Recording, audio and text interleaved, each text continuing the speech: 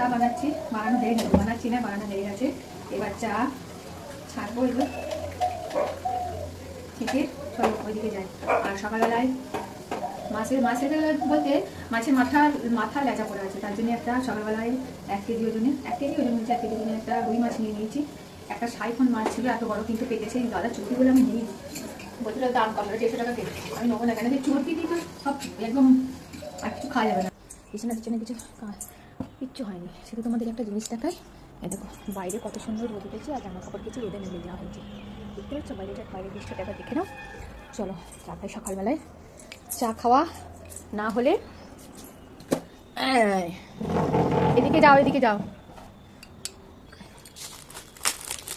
তুমি খাবে একটা বিস্কুট? কত সিট করো, সিট করো। মুখটা একবার দেখো, আমাদের ছোট্ট বেবির মুখটা কয়। ওই দেখো সিট করতে বলেছি, আর শুয়ে পড়েছে।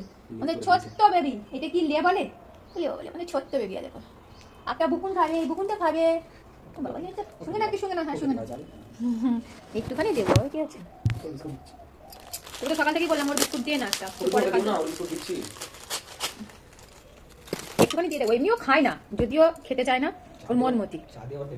চা দিয়ে তো দেবো না,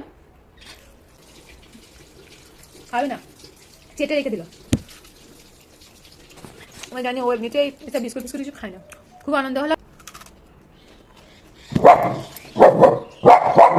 কালো দুধ চা সকালবেলায়।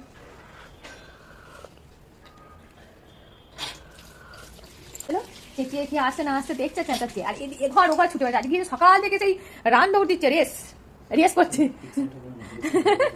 হ্যাঁ, এত ফুর্তি হয়েছে সকাল থেকে। একটা গরু, ছাগল, হাঁস কিচ্ছু আসে মানে এখানে প্রচুর গরু আছে এই পাশটাতে।